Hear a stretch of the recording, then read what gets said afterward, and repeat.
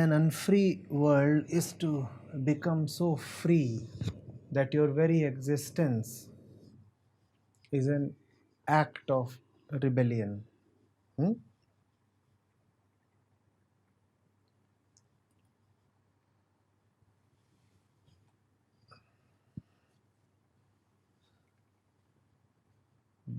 You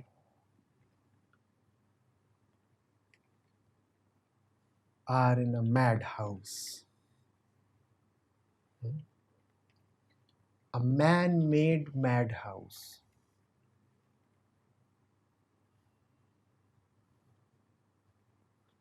A socially created, approved, and run madhouse. You are supposed to be mad there. Madness is a mandate.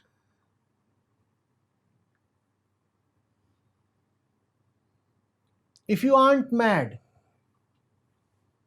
you pay the price for your sanity.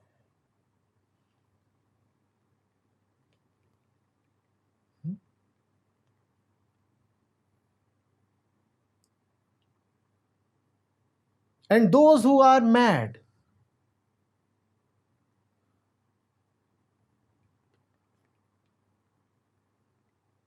become very agitated in their madness.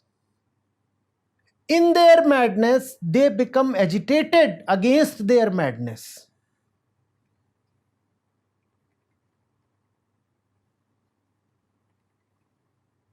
They just don't like what is going on. Even as they contribute to and participate in and proliferate what is going on, they just don't like what is going on, so they rebel against it. Most of the mad people are rebels. The proof is that they are agitated. They don't like stuff. When food is served to them, they throw it away. Somebody comes walking to them, they punch him on the nose. They are found squabbling, quarreling, entangled, violent. One of the madmen assumes leadership and he asks all the mad ones to queue up. And how do the mad ones respond? They respond by rebelling. What is their rebellion? When we are asked to queue up, we will not queue up.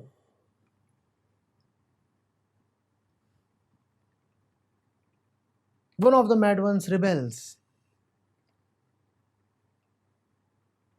by keeping his sandals on his head. That is his rebellion.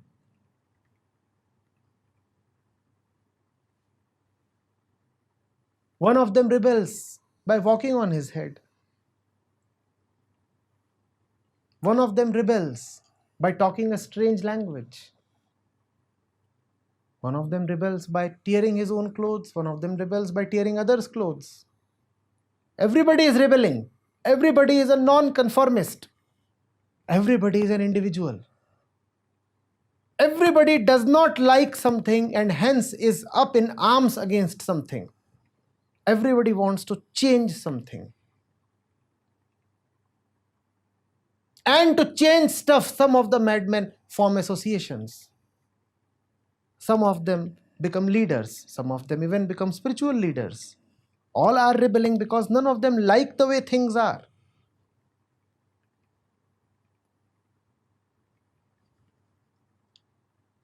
One of the madmen is very sure that he is a brain surgeon and he just does not like that nobody is prepared to let him open his brain.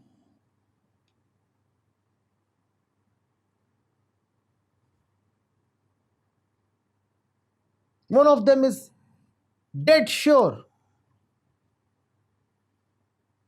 that he is a bird and he flies actually. Ask him. And he says, I do fly. And he just does not like that nobody compliments him on his flights. So he gathers 4 or 5 more like him, all flyers. And they form a cult, high flyers cult. All these things are going on.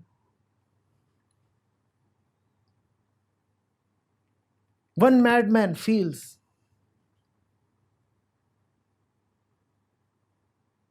that if he can capture another one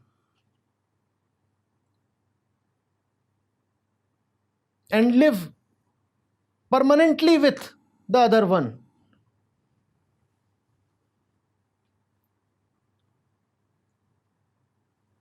then he will get a lot of happiness. It all began one night when he dreamt that one half of his body has been cut and taken away. Since then, he has been very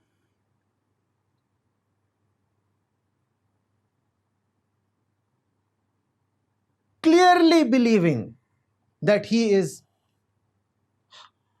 only a half.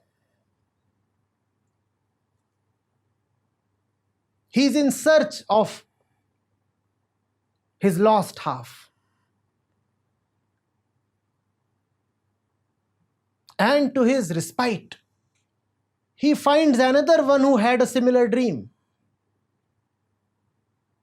Now these two halves get together and decide that they must occupy each other for the rest of their lives.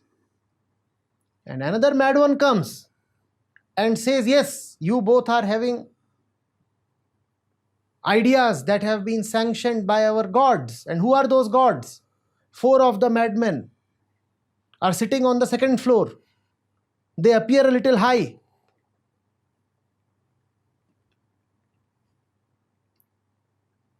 To the madmen,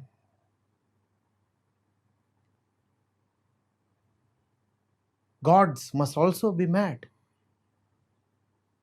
So their gods are also like them, and those gods have sanctioned this mad priest, and he says, you two get together. 2 halves make a whole. And these two permanently come together. So such things are happening in the madhouse.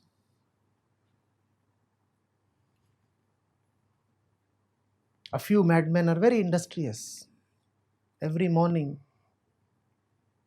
they wear ironed clothes.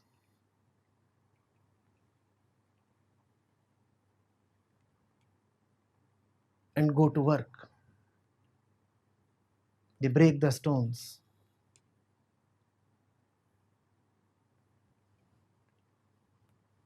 And in the evening they get paid for it. It is another matter that they would have been given their due bread even if they had not worked throughout the day.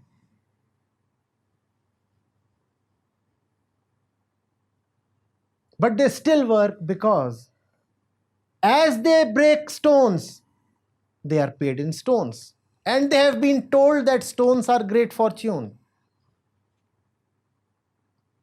There is a mad bank that accepts stones as currency. And they have been told that this currency, these stones, will help you be delivered from the madhouse. This money is what will fetch you liberation. So they work very hard. They work very, very hard.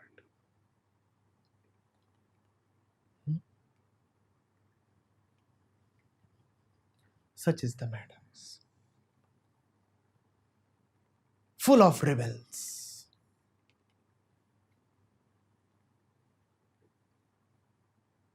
In this madhouse, there is one who is not mad.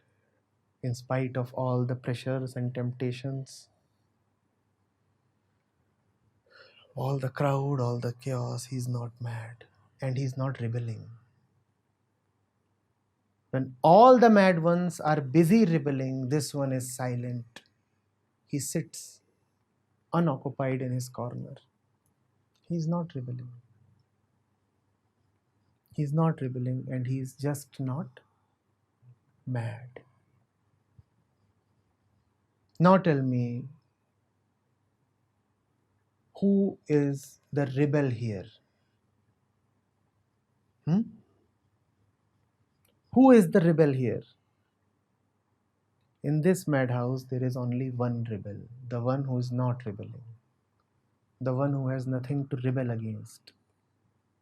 He does not need to rebel because his sanity itself is a rebellion.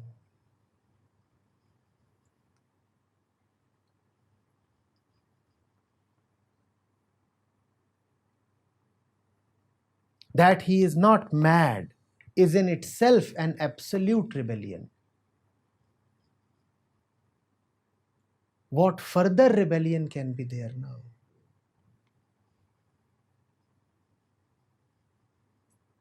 If he rebels, he will only join the ranks of the idiots.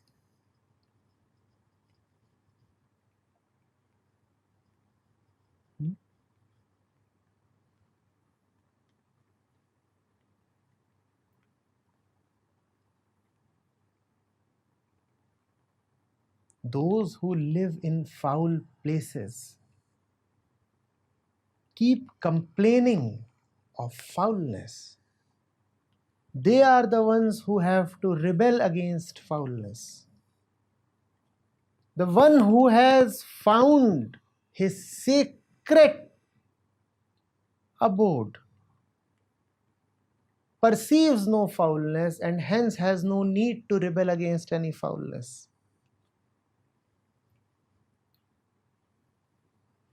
And of what use is your rebellion if you keep rebelling inside the foul house against foulness?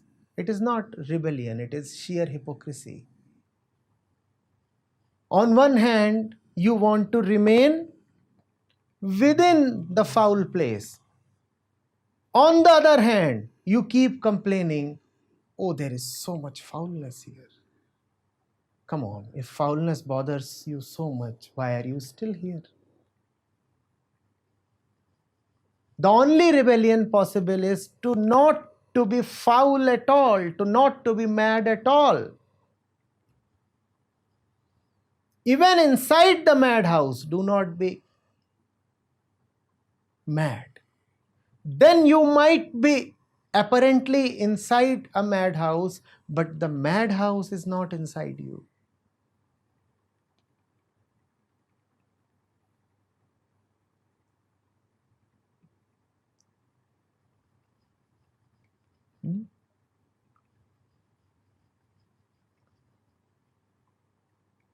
That is rebellion.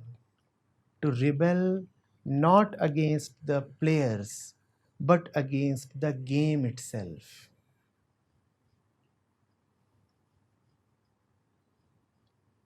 We are pseudo rebels. We want to participate in the game,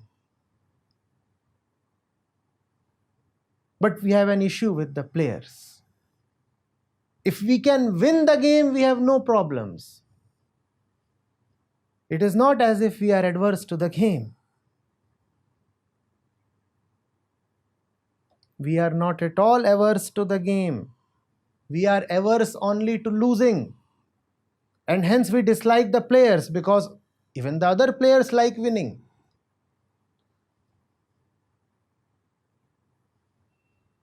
The real rebellion is not to fight against players, but to not to be attached to the game itself.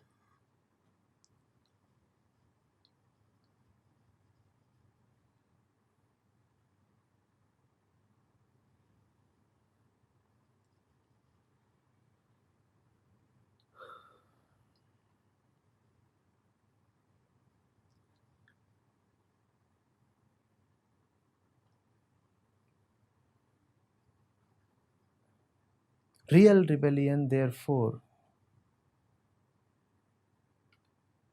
looks so much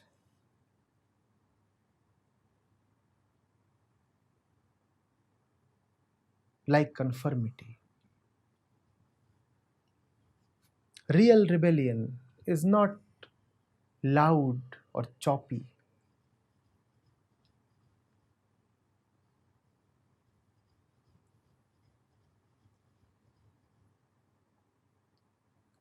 Real rebellion is not about being ahead or being different.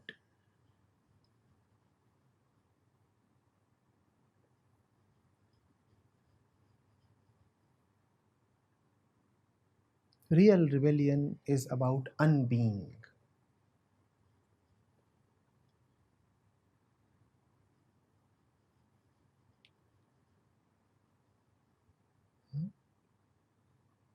Not being more than others or better than others or different than others.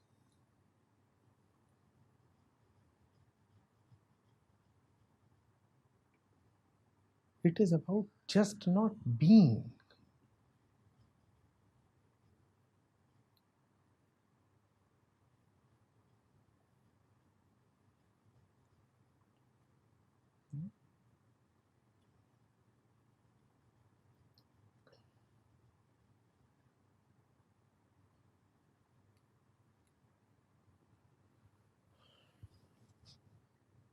The usual image with the word rebel is like you're fighting, making some change. It is not about, as you just mentioned, actually it's more mysterious in understanding like what exactly a rebel is.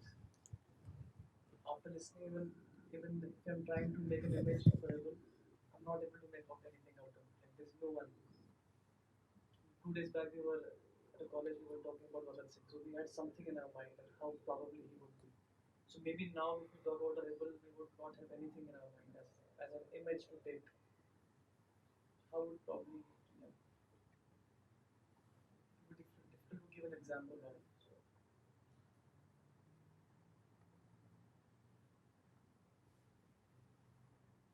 The mind wants to hold on to something, right? If you have an example that gives security to the mind, I know. That example itself will prevent you from rebelling.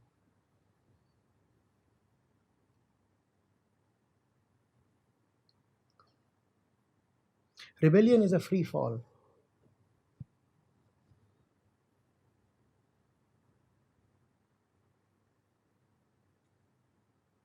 An example is like a branch that you catch in the middle of a free fall. Now you can't fall freely.